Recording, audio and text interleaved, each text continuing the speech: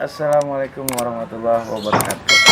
Jumpa lagi bersama kami dari channel YouTube Al-Fatih.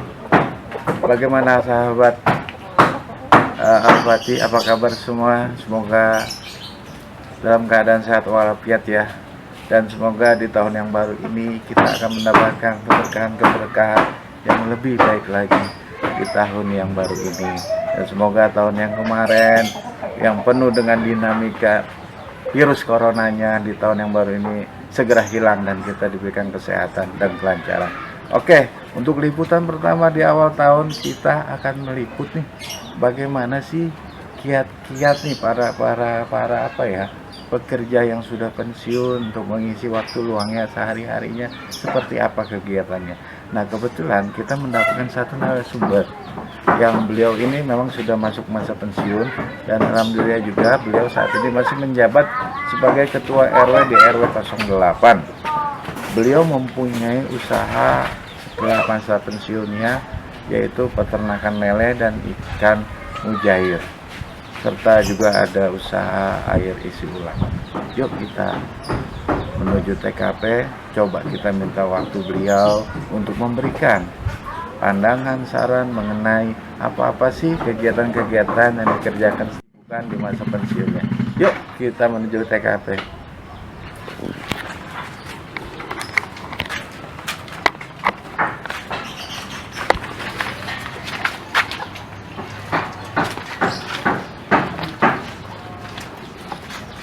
Dari wah, ini kita lihat nih, ada kolam ikan air apa sih ya? Assalamualaikum. Ya. Bisa minta waktu sebentar Pak RW, kita ngobrol-ngobrol santai nih. Ya, duduk Pak RW ya. Silakan.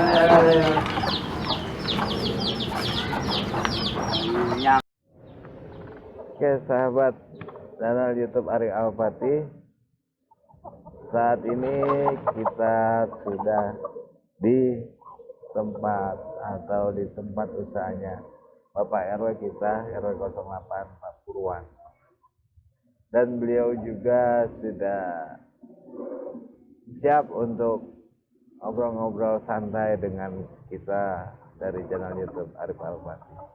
Kita langsung aja yuk ketemu beliau dan ngobrol-ngobrol santai. Ya, Assalamualaikum Pak RW. Sehat Pak? Warahmatullahi wabarakatuh. Alhamdulillah. Mohon maaf, alhamdulillah nih kami diperkenankan untuk ngobrol santai nih sama Pak RW. Ya sebenarnya sih nggak terlalu ini apa ya, kita ngobrol-ngobrol santai. Karena saya dapat info dari warga sekitarnya, setelah masa pensiun Pak RW ini, Pak RW mempunyai kegiatan-kegiatan yang cukup dibilang positif, atau mungkin malah bisa menghasilkan sesuatu di luar dari bekerja sebelumnya ya Pak RW ya. Mungkin langsung aja sih Pak RW bisa diceritain apa-apa aja usaha Pak RW dan giat-giat apa yang udah Pak RW saat ini lakukan. Silakan Pak RW. Ya, terima kasih. Ya, sebetulnya bukan masalah usaha lah. Ya. Kita hanya mengisi waktu setiap hari agar kita itu nggak jenuh. Nggak jenuh. Nggak jenuh ya. Juga kan karena kebiasaan kita waktu dulu kita bekerja dari mulai jam 8, jam 4 sampai rumah jam 5, udah nggak ada kesempatan untuk mengerjakan sesuatu yang lain. Iya benar Pak. Tapi sekarang ya kita mau nggak mau untuk mengisi waktu itu hanya mengisi waktu aja. Mengisi waktu ya. Karena siapapun nggak bisa menolong kita kecuali kalau kita sendiri nggak berusaha ya. Berusaha. Gitu. Nah, saat ini Pak RW sendiri selama pasca pensiun itu kurang lebih berapa bulan tuh Pak RW kesininya? Sudah hampir 6 bulan. 6 bulan. Ya. Yang saya dengar nih Pak RW ini punya niat apa, mungkin sudah melakukan salah satunya ternak lele dan ikan nila ya. Iya. Nah itu gimana tuh? Mungkin pemirsa bisa dapat referensi Caranya giatnya itu seperti apa itu Pak RW? Awalnya itu punya niat seperti Ya itu. sebetulnya karena kita punya tempat lahan, akhirnya kita bersihin. Ya yang jelas yang pertama itu untuk menghibur diri kita dulu aja. Ya. Kalau untuk mencari keuntungan yang itu yang nggak bisa. Ya kita pertama ya buat keluarga kita. Kalau ada lebih banyak ya kasih tetangga kita. Gitu. Begitu. Awal muasalnya nih, contoh kayak empang ini ya. Ini kalau boleh saya tahu udah berapa kali panen, dan untuk cara perawatannya sampai bisa panen itu seperti apa? Mungkin awalnya nih, saya minta. Kalau untuk nilang waktunya itu lama. Oh lama Pak? Lama. Bisa nyampe 1 tahun setengah itu nilang. Karena dia perkembangannya agak cepat ya. Beda dengan Lele. ikan lele. Ikan lele gimana? Ikan lele itu 3 bulan 4 bulan sudah bisa panen. Udah bisa panen. Itu yang saya dengar Pak RW lakukan sendiri dari awal ngegali buat empang sampai pembibitan dan pemeliharaan, begitu ya Pak RW ya? Iya.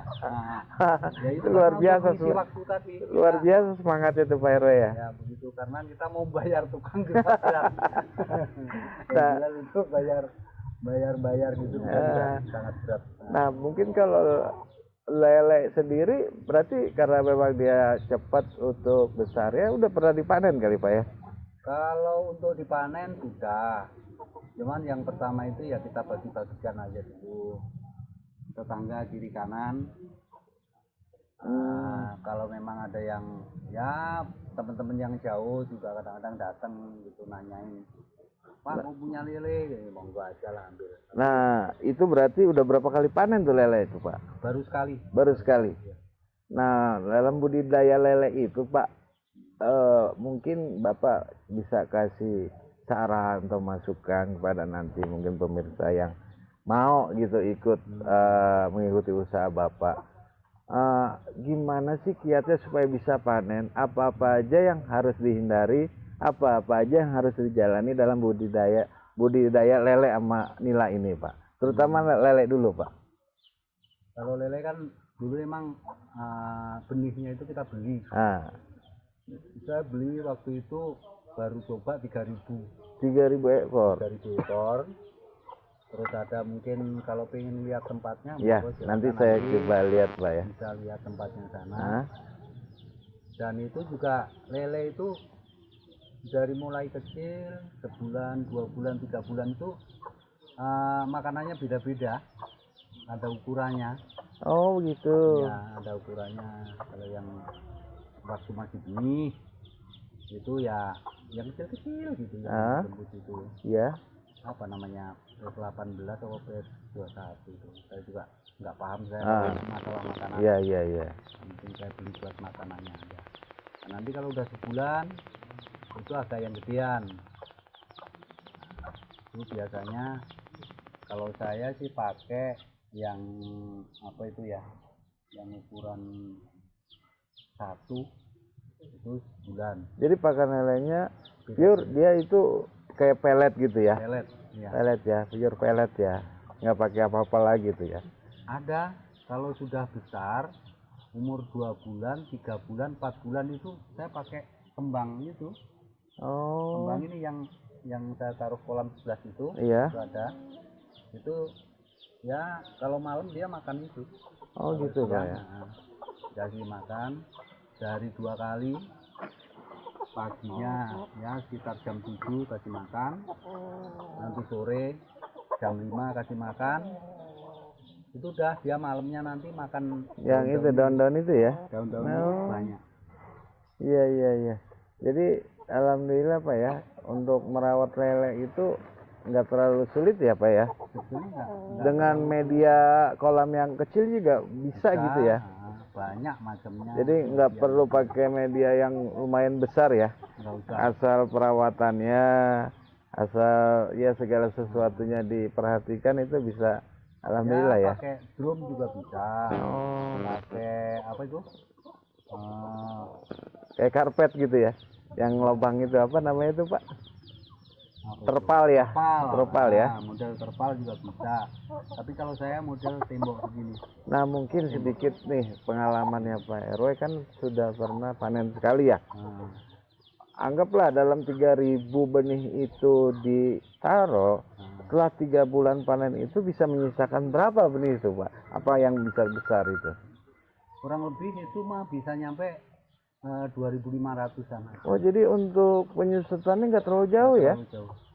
Ya. Kadang kan yang saya dengar nih Hmm. orang-orang yang memang mau sudah mencoba, wah ternyata benih yang saya tanam sama hasilnya jauh dalam artian lebih banyak matinya gitu dibanding sisa besarnya begitu. Nah itu lebih kepada gimana tuh? Gimana bukan tuh? Mati, Ya sebetulnya. gimana? Karena kan dia modelnya itu ikannya ikan anu ya, apa? Ya mau memangsa sama. Oh itu juga Itu pengaruh harus ya? sistem sortir. Oh, benih itu disortir? Nah, karena dalam waktu 1 bulan itu harus disortir, mana yang besar dipindahkan, mana yang kecil tetap di situ aja. Nanti dia imbang, nanti makannya juga imbang. Oh jadi memang harus diperhatikan dari ikannya itu sendiri gitu ya? Nah, nanti bulan kedua juga disortir lagi. Mana yang besarnya sama? Mana besar ya, yang besar kita ambil aja. Jangan sampai yang besar itu malah makan kanibal yang kecil ya, karena dia nggak seimbang pertumbuhannya. Itu mungkin ya salah satu hal yang dimana orang-orang sudah menjalankan dia didiemin 3.000 saya tanam 1.000 atau 500 yang panen gitu ya. Benar, bisa itu kejadian. Ternyata permasalahannya di situ ya Pak ya. Iya. Wah ini guys cukup ilmu ya, cukup salah satu ilmu yang baik ini yang nantinya bisa jadi tolak ukur kita dalam pembibitan atau usaha budidaya lele ya. Ya alhamdulillah nih kita dapat ilmu dari Pak RW. Karena banyak yang kita dengar budidaya lele itu kebanyakan orang-orang nanamnya 3.000 hasilnya 5.000, hasilnya 500 ya. Berarti separuh lebihnya itu habis ya. Ternyata begitu ya Pak ya. Betul. Ya jadi harus kita setiap bulan dilihat mana besarannya sama atau yang ada yang lebih kecil harus buru-buru dipisahin ya. Disortir ya. Alhamdulillah ya. Berarti ini sesuatu hal yang patut kita apresiasi apa yang barusan Pak RW beritahu ya, agar menjadi tolak ukur. Jangan takut atau jangan menyerah atas kegagalan ya. Tapi kegagalan itu menjadi satu hal ya kan, semangat untuk kedepannya lebih bagus. Nah oke, pengalaman. Jadi alhamdulillah ya Pak RW ya. Jadi untuk 3 bulan ke depan lele itu sudah panen ya. Bisa panen, tapi nggak semua. Karena gitu. yang kita pisah tadi kan ada yang besar. Ya. Itu bisa kita ambil, kita bisa jual atau bisa. Ya. Bisa. Tapi paling ya sekitar berapa persennya ya, nggak bisa nyampe. Paling banter ya 10-20%-nya itu bisa kita jual. Oke. Terus gini Pak RW sedikit nih ya, sebelum kita coba lihat-lihat ya di mana sih tanaman lelenya. Dari panen tersebut Pak lele itu dari modal dan segala sesuatu yang berkaitan dengan tumbuh kembangnya lele itu kita jual setelah besar itu presentasi keuntungannya bisa sampai berapa persen tuh? Anggaplah modal dan perawatan segala macam 10.000. Itu nanti setelah dijual bisa sampai berapa tuh Pak? Ya kalau saya kan baru 3.000 ya. Ya. 3.000 itu buat biaya makannya 3.000 itu harganya cuma 300.000. Ya. Karena per itunya cuma 100 perak. Ya. Nah nanti biaya makannya yang banyak. Itu yang biaya makan pertama yang paling kecil itu agak mahalan itu. Memang ada khusus gitu ya. Hampir 350 ribuan. Terus yang kedua itu juga harganya 300. Terus yang ketiga nyari aja yang murah-murah yang 200.000 itu ada. Itu yang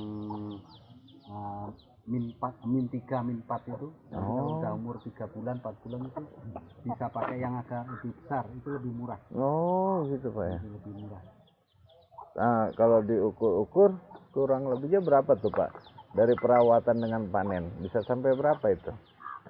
Ya kita hitung selama ya 300, 600 itu 2 bulan, 3 bulan ditambah 200 lagi untuk makanannya lagi. Iya. Jadi 800 ditambah 300, 1.300.000 itu 1 bulan itu udah ada, bisa bagian dijual, bisa. Oh bisa ya? Bisa yang hasil sortirannya tadi. Yang hasil sortiran tadi ya? Cuman kecil, paling ya sekitar 10-20%-nya lah ya, belum bisa semua. Iya. Nah nanti bulan berikutnya harus disortir lagi gitu. Jadi kalau diakumulasi selama 3 bulan itu bisa nyampe berapa? Anggaplah dengan modal 10.000 kita bisa menghasilkan 20.000 begitu. Ya kurang lebih kalau itu bisa manen semua itu kalau dihitung ya bisa, mungkin biaya kita habis 1,5 juta, mungkin kita bisa 3 juta. 3 juta. Oh jadi 100% ya? 100%. Oke Pak RW, boleh saya lihat Silakan. empangnya? Yuk Pak sama Pak RW, ayo.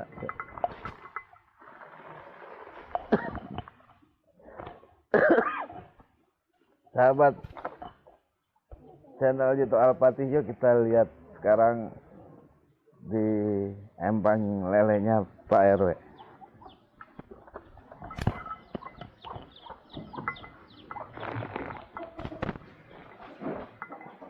Gimana empangnya Pak? Oh di sini.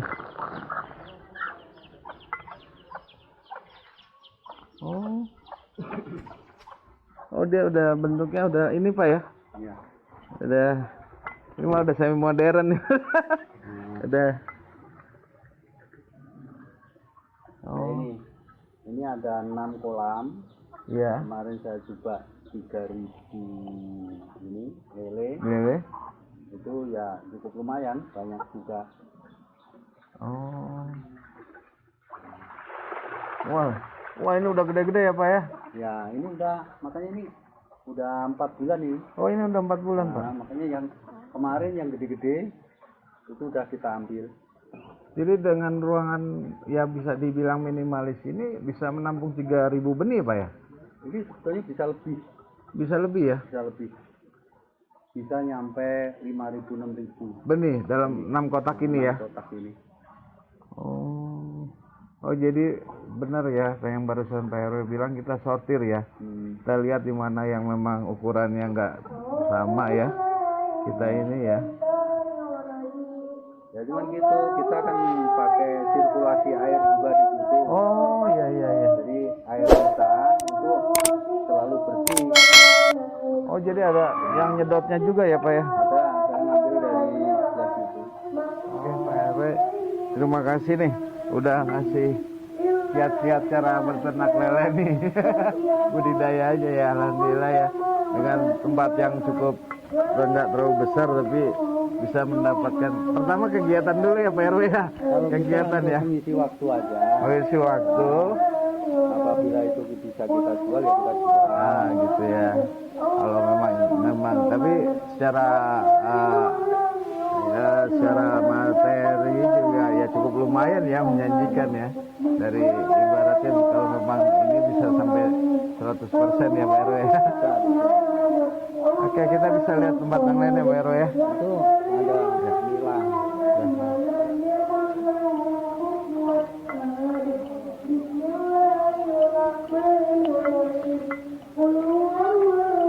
Itu udah satu sesi.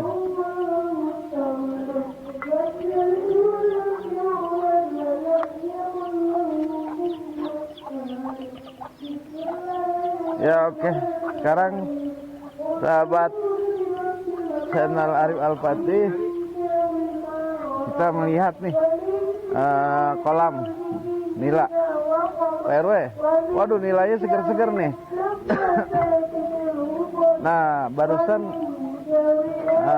yang Pak RW ceritain mengenai bibit apa pembibitan nila ya, budidaya nila nih, memang cukup makan waktu lama ya Pak ya? Makan waktu lama ya. Dia bisa sampai 1 tahun ya. Ini kira-kira udah umur berapa nilainya Pak? Ya sekitar 4 bulan sama ya. 4 bulan ya? Nah, Cuman lumayan kelihatan cukup besar ya Pak ya? ya. Ya karena airnya ada sirkulasi dan bagus. Oh, karena ada sirkulasi itu Pak ya? Luar biasa. Jadi nggak terlalu tempatnya besar tapi ada ini ya, ada peluang untuk kita membuat usaha ya. Ini bisa digabung sama gurame. Oh, ini bisa digabung sama gurame Pak? Itu ada itu sebagian gurame. Oh iya iya iya iya. Itu gurame. Gurame juga ya.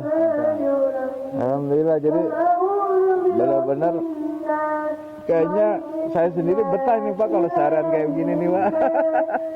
Sebetulnya buat hiburan aja kita. Oh gitu. Terutama waktu kita jangan sampai kita kosong waktu itu. Oke, Pak Itu waktu. RW, terima kasih banyak nih udah nerima kami, udah bincang-bincang, dan Pak RW sudah memberikan kiat saran ya bagaimana sih kegiatan Abah setelah masa pensiun ini. Ini salah satu referensi buat pemirsa channel YouTube Ariel Alpati agar jangan pasif setelah masa pensiun. Banyak kiat-kiat atau usaha-usaha yang memberikan dampak positif, terutama kesibukan hari-hari kita. Oke, nanti kita sambung lagi ke liputan berikutnya. Terima kasih Pak RW atas waktunya. Sama-sama. Ya, assalamualaikum, mohon pamit Pak RW. Waalaikumsalam warahmatullahi wabarakatuh.